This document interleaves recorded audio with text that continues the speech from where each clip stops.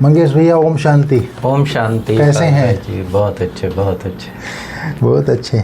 आज 3 अगस्त 2025 है, तो आज अव्यक्त बाप दादा की मुरली है। ये मूल रूप से ये मुरली जो है 28/3/2006 को चली है, जो आज हम रिवाइज कर रहे हैं 3 अगस्त को। आज बाबा ने मुरली की हेडिंग में बोला है, विश्व की आत्माओं को दुखों से छुड़ाने के लिए मनसा सेवा को बढ़ाओ, संपन्न और संपूर्ण बनो। बिल्कुल। तो आज मुख्य रूप से 4-5 टॉपिक के ऊपर मुरली चली है। एक तो बाबा ने कहा, बाप ने हर एक बच्चे को एक जैसा खजाना दिया है, और जिसको जितना खजाना प्राप्त होता है उस अनुसार उसको नशा होता है, तो उसके चेहरे से झलकता है, जो जितना अपने अंदर धारण करता है। दूसरा बात बाबा ने कहा, सेवा में सफलता के लिए निमित्त भाव, निर्माण भावना, निर्मल स्वभाव, निर्मल वाणी के लिए बोला। फिर बाबा ने चारों सब्जेक्ट के ऊपर बोला, ज्ञान, योग, धारणा, सेवा के लिए बोला। जिसके पास ज्ञान का खजाना है, गुणों का, योग का खजाना है, योग माना शक्ति। फिर धारणा, तो उसके चलन से गुण दिखाई देगा, गुणों की धारणा होने से। फिर सेवा, सेवा में अगर लाइट रहेगा, वो स्वयं भी लाइट रहेगा, औरों को भी लाइट रखेगा, खुशनुमा बताएगा। फिर बाबा ने कहा, सरकम संस्वार कोई ख़राब काम करता है, तो किसी ने कहा, बाबा उसके ऊपर तो क्रोध आएगा, हम दुआ कैसे दें? तो बाबा ने कहा, कोई मतलब व्यर्थ को जानने, समझने, मिटाने और परिवर्तन करने वाले नेचुरल योगी बनो, बाबा बोलता है। मतलब उसको अपने दिल में समाओ नहीं, भले जानना अलग बात है, बाबा ने कहा। फिर बाबा ने कहा, ये जो समय को समीप लाने वाला कौन, जो सतयुग का समय है, तो उसके लिए बाबा ने एक गीत गाया, किसके रोके रुके है सवेरा, ये गीत गाया। तो फिर बाबा बोलते हैं, अभी पुराना ख़त्म हो जाए और नया निर्माण नहीं हो तो कैसे करेंगे, इसलिए बाबा अभी बाप के बजाय टीचर का रूप धारण किया, इसके ऊपर बोला। फिर बाबा ने कहा, जैसे लाइट हाउस, माइट हाउस होता है, सेकंड में ऑन करते ही लाइट फैलता है, जहाज का लाइट हाउस होता है ना, हम लोग चेन्नई गए थे तो महाबलेश्वर में देखे थे। तो ऐसे लाइट माइट हाउस बन चारों ओर लाइट फैला सकते हो क्या, ऐसी स्थिति है, ऐसा ज्ञान का तीसरा नेत्र क्लियर है, बाबा ने कहा। फिर बाबा ने कहा, पिछले जो संडे मुरली चला था, एडमिनिस्ट्रेटर विंग वाले आए थे, बहुत सारे विंग वाले आए थे, उन्होंने कहा हमने क्रोध छोड़ने का प्लान बनाया है।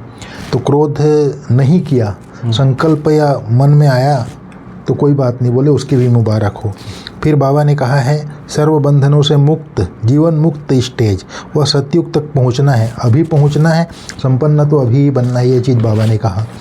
फिर बाबा ने कहा, कई तरह के बच्चे हैं, बाप बच्चों को आशाओं का दीपक देखते हैं, लेकिन आशाओं का दीपक कई ऐसे हैं, खाओ पियो मौज करो, सतयुग किसने देखा है?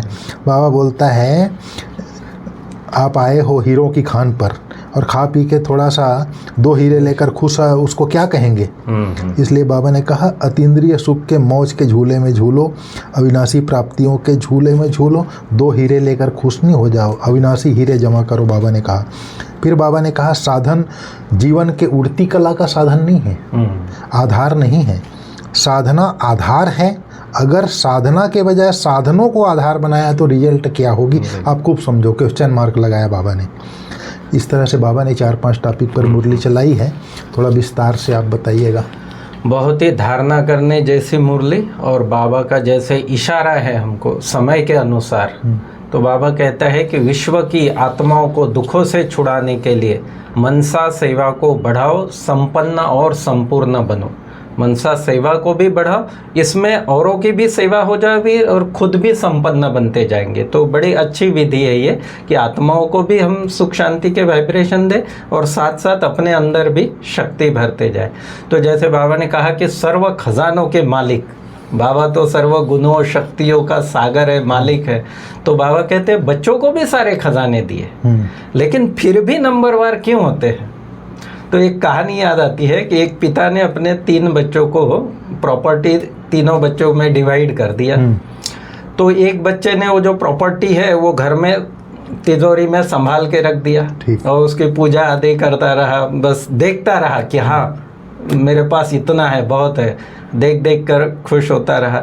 एक ने तो खाया पिया और 1 साल में वो पूरा कर दिया, मौजीराम जैसे। मौजीराम। तीसरा जो बहुत समझदार था, उसने वही पैसा और बिजनेस में इन्वेस्ट किया, और अब उससे बढ़ता गया, तो उसके और दुगना चौगुना बढ़ती गई।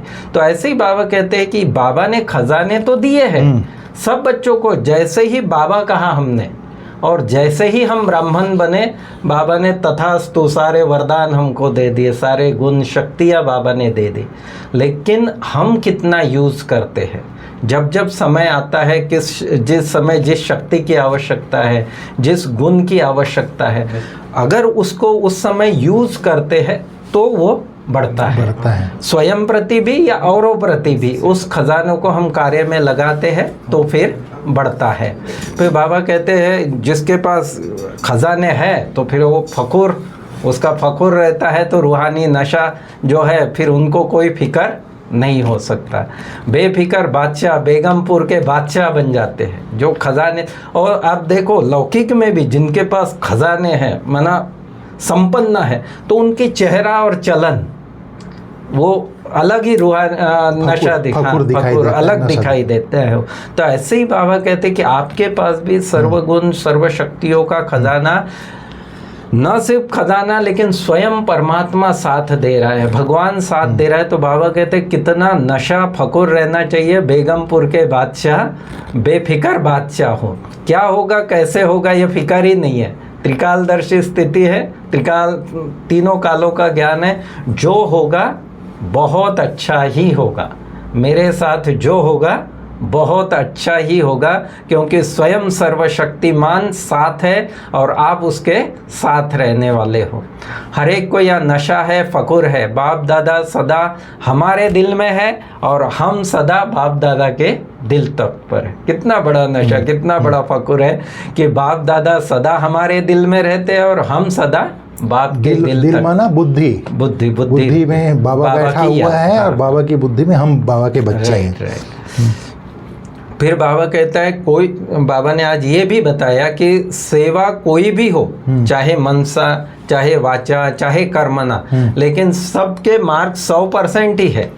लेकिन उसमें जो भावनाएं हैं, जो 4 आपने बताई, कि बाबा ने कहा कि निर्माण भाव, निर्माण भावना जो है, निमित्त भाव है, तीसरा है निर्मल स्वभाव और निर्मल वाणी। ये चारों अगर उसमें यूज़ करते हैं तो फिर किसी भी सेवा के 100% मार्क्स मिलते, नहीं तो फिर उतना जमा नहीं हो, 100% सफलता मिलती है। हाँ। तो मेन आज का बाबा का यही है कि भाई इसमें कोई भी सेवा करते हो तो उसमें आपका निमित्त भाव हो, निर्माण भावना हो, निर्मल स्वभाव हो और निर्मल वाणी हो। ये पॉइंट जो है ना, आज शाम को मैंने मुरली पढ़ी थी। हाँ। फिर योग में बैठ के थोड़ा बाबा से पूछा, मैं बोला बाबा ये इसका डिटेल बताओ। तो जैसे निमित्त भाव तो ही है, मैं निमित्त आत्मा हूँ, करावनहार बाबा है, तो निश्चिंत रहेंगे, बेफिक्र रहेंगे। दूसरा निर्माण भावना है, भावना अर्थात वृत्ति। अगर वृत्ति निर्माण भावना है तो उसमें व्यक्ति नम्रता का भाव रहेगा उसके अंदर, और झुकने का भाव रहेगा, क्योंकि ये सेवा में संगठन होती है। लोग आपस में ग्रुप होता है, संगठन होती है, परिवार होता है, अलग अलग स्वभाव संस्कार वाले होते हैं। तो वहाँ पर आपको एक तो नम्रता भाव की भावना चाहिए, झुकने की संस्कार चाहिए। तीसरी बात, सहन करने का भावना होना। अगर सहन करने की भावना नहीं है तो संगठन में, सेवा में सफलता नहीं मिलेगी। फिर तीसरा बात बाबा ने कहा निर्मल स्वभाव। हम एक शब्द तो बोल दिए निर्मल स्वभाव, साफ, लेकिन उसमें बाबा ने टच किया अंदर बाहर एक, यानी बोल कुछ रहा है अंदर कुछ है, तो संगठन में सेवा में सफलता नहीं मिलेगी। चौथी निर्मल वाणी माना मीन्स बोल इतने मधुर हो, मीठे हो कि सामने वाला ऑटोमेटिक सेवा करने के लिए बाध्य हो जाए। बिल्कुल। ये नहीं आर्डर मारो, अहंकार भी नहीं, अहंकार नहीं, आप मालिक हैं, ये आपका सेवा है, मतलब मधुर वाणी से। तो ये शब्द तो बाबा एक बोल देता है, लेकिन उसके अंदर के जो भाव है उसको अच्छी तरह से हमको समझना पड़ेगा, तब सेवा में सफलता मिलेगी और 100% मार्क्स जमा होगा। देखिए बाबा ने फिर आगे रिजल्ट भी बताया कि बाबा कहते हैं कई बच्चों का सेवा का समाचार बहुत है, लेकिन जमा का खाता कम है।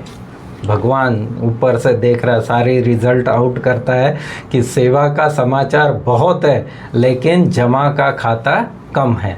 तो हर खजाने को चेक करो। फिर ज्ञान का खजाना माने जो भी संकल्प कर्म किया वह नॉलेजफुल होके किया, साधारण तो नहीं हुआ। योग का खजाना माना सर्व शक्तियों का खजाना, सर्व शक्तियों से भरपूर। तो चेक करो कि हर दिन की दिनचर्या में समय प्रमाण, जिस समय जिस शक्ति की आवश्यकता है उसी समय वह शक्ति ऑर्डर में रहती है।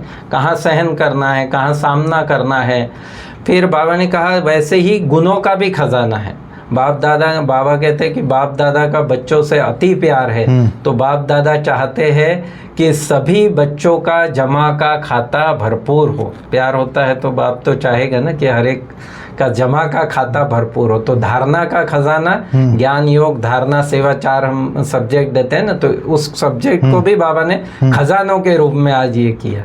तो बाबा कहते हैं धारणा में भी भरपूर। धारणा की निशानी हर कर्म गुण संपन्न होगा, माना जहाँ सहनशीलता का गुण चाहिए, जहाँ मधुरता का गुण चाहिए, एक्यूरेसी चाहिए, हाँ एक्यूरेसी, अलर्टनेस, जो ये सारे गुण जो है बाबा कहते हो सारे दिन में यूज करना है। और गुण की जिस गुण की जिस समय आवश्यकता है वो गुण चेहरे और चलन में इमर्ज रूप में दिखाई दे। फिर ऐसे ही सेवा में भी सेवाधारी की सबसे अच्छी निशानी स्वयं भी सदा हल्का, लाइट और खुशनुमा दिखाई दे, और सेवा का फल है खुशी। अगर सेवा डिस्टर्ब करने वाली है तो फिर कोई वो सेवा नहीं है, उससे कोई प्राप्ति नहीं है। ऐसे ही संबंध संपर्क को भी लिया। इसमें बाबा ने कहा अगर सेवा करते खुशी गायब हो जाती है तो सेवा का खाता जमा ही नहीं होता। बिल्कुल वो निशानी समझ लीजिए कि वो सतयुग की दुनिया की स्थापना के कार्य में नहीं आया, नहीं समय वेस्ट गया। हाँ वेस्ट हो गया। ऐसे ही संबंध संपर्क की निशानी कि दुआओं की प्राप्ति हो। जिसके भी संबंध संपर्क में आए उनके मन से आपके प्रति दुआएं निकले, ये भी शुभ भावना निकले। हाँ, भाषण नहीं करो, चलो मनसा सेवा भी इतनी पावरफुल नहीं है, कोई नए प्लान भी नहीं बनाने आते हैं, कोई हर्जा नहीं, लेकिन सबसे सहज पुरुषार्थ का साधन है दुआएं लो, दुआएं दो। हर एक को दुआएं दो, दुआएं लो। फिर जो जैसे आपने कहा कि भाई बाबा ने, कई बच्चे पूछते हैं बाबा से कि बाबा कोई उल्टा काम करता है तो हमको क्रोध आता है। तो बाबा कहते उल्टा काम कर रहा हो तो खराब हुआ ही हुआ, लेकिन आपने क्रोध किया ये कौन सा अच्छा। और चलो उसको शुभ भावना के तौर पे आपने समझा, लेकिन कि भाई ये है ही ऐसा, ये जो अपने अंदर समा लेते हैं कि ये तो है ही ऐसा, ये तो हमेशा ही ऐसा करता है, 4 बातें और जोड़ देंगे, जबकि वो बेचारा चेंज कर रहा है अपने आप को। हाँ। तो बाबा कहते हैं ये ठीक नहीं है। फिर बाबा ने समय का भी इशारा दिया। कई पूछते हैं कि बाबा समय का तो कुछ बता दो, थोड़ा इशारा दे दो, 10 साल लगेंगे, 20 साल लगेंगे। तो बाबा कहता है कि समय को समीप लाने वाले कौन है, निमित्त कौन है। विनाशकारी तो तड़प रहे हैं, विनाश करे, लेकिन नव निर्माण करने वाले इतना रेडी है। ये खास बाबा का हम ब्राह्मणों के लिए प्रश्न है कि बाबा कहता है कि नव निर्माण करने वाले रेडी है। विनाश वाले तो बाबा कहते वो तो बिल्कुल तैयार है कि कब इशारा दे बाबा और हम पूरा कर दे के। लेकिन बिल्डिंग अगर बनी नहीं है, नई बिल्डिंग, और तोड़ के क्या करेंगे पूरा। तो इस प्रकार से बाबा फिर टीचर के रूप में बाबा ने प्रश्न भी पूछा कि अपने आप से पूछो संपन्न और संपूर्ण स्टेज कहाँ तक बनी है।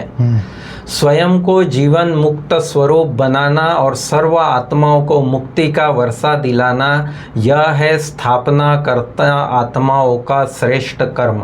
माना हम ब्राह्मणों का श्रेष्ठ कर्म कि स्वयं को भी जीवन मुक्त स्वरूप में रखता, कोई भी किसी भी प्रकार का माया का बंधन कहो या अपने स्वभाव संस्कार का बंधन कहो, तो उससे भी हम स्वयं मुक्त और अन्य आत्माओं को भी बाबा का परिचय देके मुक्ति का वर्षा दिलाना, यह बाबा कहते हैं आप श्रेष्ठ आत्माओं का श्रेष्ठ कर्म।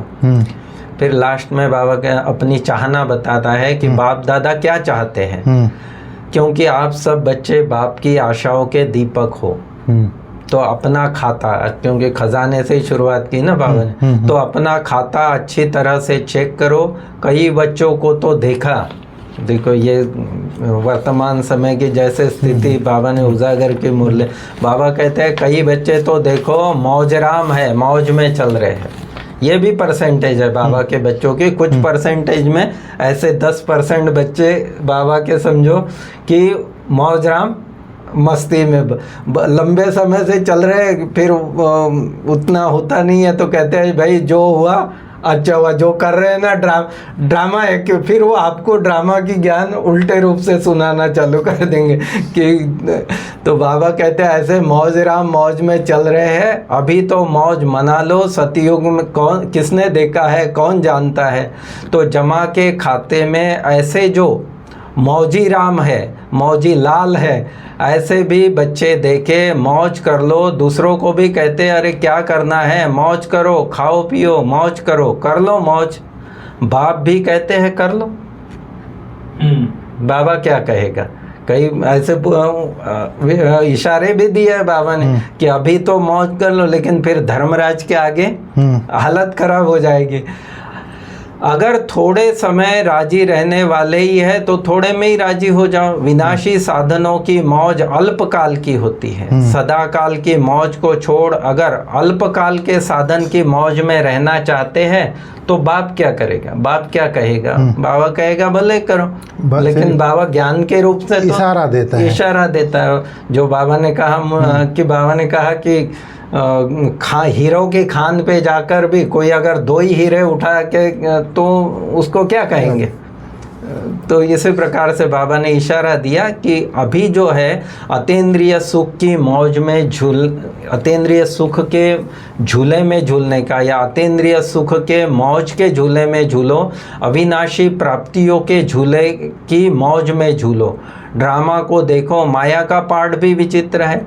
इसी समय ऐसे ऐसे साधन निकले जो पहले थे ही नहीं, बहुत। और ये खास करके आज जो मोबाइल का साधन निकला है, ये 2000 में भारत में इसका 2000 के बाद बहुत प्रचार। मोबाइल भी, गाड़ियां भी रोज कपड़े की तरह मॉडल चेंज हो रही है। हाँ राइट, माना जैसे आकर्षित करने वाला सब कुछ। और ये पाल भाई आपको बताऊं, जिस सीजन में हम जैसे मुरली अब रिवाइज करते हैं तो एक 2000 की मुरली थी जिसमें बाबा ने स्पष्ट रूप से कहा था कि साधन बढ़ेंगे और उसके बाद ही साधनों की, जैसे भारत में तो साधनों की और बाबा के यज्ञ में भी साधनों की भरमार होती गई, लेकिन बाबा कहते हैं कि जो पहले की साधना थी, ये ऐसे समय ऐसे ऐसे साधन निकले हैं जो पहले थे ही नहीं, लेकिन बिना साधन के भी जिन्होंने साधना की, सेवा की, वह भी तो एग्जाम्पल सामने है। और आज उनका ही आप देखो, उनका ही गुणगान होता है। यज्ञ में भी गुणगान उन्हीं आत्माओं का, पुरानी आत्माओं का होता। आज भी लोग कहते हैं ना कि जो पहले था, तो कहने का भाव कि आज साधनों में ज़्यादा चले गए हैं। जो मूल सब्जेक्ट है हमारा साधना, वो थोड़ा कहीं उसको फिर से रीचेक करने की और फिर से वो तपस्या वाला वाइब्रेशन, खैर हर एक हम ही निमित्त हैं, अंडरलाइन करने की बहुत जरूरत। बाबा कहते हैं साधनों को यूज करना रॉन्ग नहीं है, लेकिन साधना को भूल साधन में लग जाना, इसको बाप दादा रॉन्ग कहते हैं। साधन जीवन में उड़ती कला का साधन नहीं है। साधन जो है वो जीवन की उड़ती कला, और आत्मा इन साधनों से सेटिस्फाई नहीं होते। आत्मा सेटिस्फाई होती है या संपन्न होती है वो साधना से ही, योग की शक्ति से ही। तो कल की मुरली में भी क्या बाबा का लगातार, बच्चे योग के अलावा कोई, बाबा को प्यार से याद करो, बच्चों से मेहनत नहीं थको नहीं। हाँ थको नहीं। बाबा कहते हैं बच्चों से मेहनत नहीं पहुंचती है जितना जितना चार्ट होना चाहिए, ऐसे बच्चों का नहीं है। तो इस प्रकार से बाबा ने साधना के लिए भी बहुत जोरदार इशारा दिया है। मतलब साधन जो है उड़ती कला का साधन नहीं है, आधार नहीं है उड़ती कला का। साधना आधार है, साधना आधार है उड़ती कला का। अगर साधना के बजाय साधनों को आधार बनाया तो रिजल्ट क्या होगी, क्वेश्चन मार्क। देख लो बोले बाबा अपना रिजल्ट। साधन विनाशी है तो रिजल्ट क्या होगा, वो भी विनाशी होगा, अल्पकाल का होगा। साधना अविनाशी है तो उसकी रिजल्ट क्या होगी, अविनाशी होगी। तो साधना के ऊपर लगना है, बाबा ने कहा। फिर वरदान में बाबा ने कहा कि सच्ची साफ दिल के आधार से नंबर 1 लेने वाले दिलाराम पसंद भव। सच्चे साफ दिल के आधार से नंबर 1 लेने वाले दिलाराम दिल पसंद भव, दिलाराम पसंद भव। दिलाराम बाप को सच्ची दिल वाले ही बच्चे पसंद हैं, सच्चे दिल पर साहेब राजी। फिर बाबा कहता है कि तो सच्ची साफ दिल के आधार से ही नंबर बनते हैं, सेवा के आधार से नहीं। ये वरदान में भी बाबा ने स्पष्ट कर दिया कि उसके आगे एक सेंटेंस और बोला, दुनिया का दिमाग ना हो। हाँ हाँ हाँ, वही कि बाबा कहते हैं दिमाग वाले नाम कमाते हैं लेकिन दिल वाले दुआएं कमाते हैं। तो बाबा को सच में, और बाबा को वो सब कुछ बाबा नहीं देखता है, बाबा सच्ची दिल ही देखता है। मतलब ये बहुत बड़ी बात कही बाबा ने, कहा दिलाराम बाप को सच्ची दिल वाले बच्चे पसंद हैं। दुनिया का दिमाग जो आजकल तिकड़मी दिमाग है, दिमाग दुनिया का दिमाग न भी हो लेकिन सच्ची साफ दिल हो, बिल्कुल, तो नंबर 1 ले लेंगे। क्योंकि हमारी दादियाँ के पास तो इतना दिमाग था नहीं, पढ़े लिखे थे लेकिन नंबर 1 उन्होंने ही लिया। क्योंकि दिमाग तो बाप इतना बड़ा दे देता है जिससे रचयिता को जानने से रचना के आदि मध्य अंत को नॉलेज को जान जाते हो। तो सच्ची साफ दिल के आधार से ही नंबर बनते हैं, सेवा के आधार से नहीं। सच्चे दिल की सेवा का प्रभाव दिल तक पहुंचता है। दिमाग वाले नाम कमाते हैं और दिल वाले दुआएं कमाते हैं। तो बाबा ने कहा दिमाग भले ना हो, सच्ची दिल हो, साफ दिल हो, तभी वो खुशी और अतीन्द्रिय सुख का अनुभव भी होता है। फिर स्लोगन में बाबा ने कहा कि सर्व के प्रति शुभ चिंतक और शुभ कामना रखना ही सच्चा परोपकार है। इस प्रकार से शुभ चिंतन सर्व के प्रति, जैसे बोला ना, अगर किसी ने गलती की मैं कैसे दुआएं दूं, तो उसके आधार पर स्लोगन भी बाबा ने चलाया। कैसा भी हो, बाबा बोलता है रावण जैसा हो, 99 अवगुण हो, एक गुण तो है, भगवान को पहचानने की बुद्धि तो है उसके पास। तो सर्व के प्रति शुभ चिंतन और शुभ कामना रखना ही सच्चा परोपकार है। जैसे बाबा परोपकार किया ना सबके ऊपर, हम बच्चों ने उसको ठिक्कर भीतर कच्छ मच्छ सब में ठोक दिया, लेकिन आकर के हमारा ही उपकार किया, परोपकार किया। तो बाबा के जैसा परोपकार करना है बाबा ने। ठीक है मंगेश भैया, ओम शांति। ओम शांति।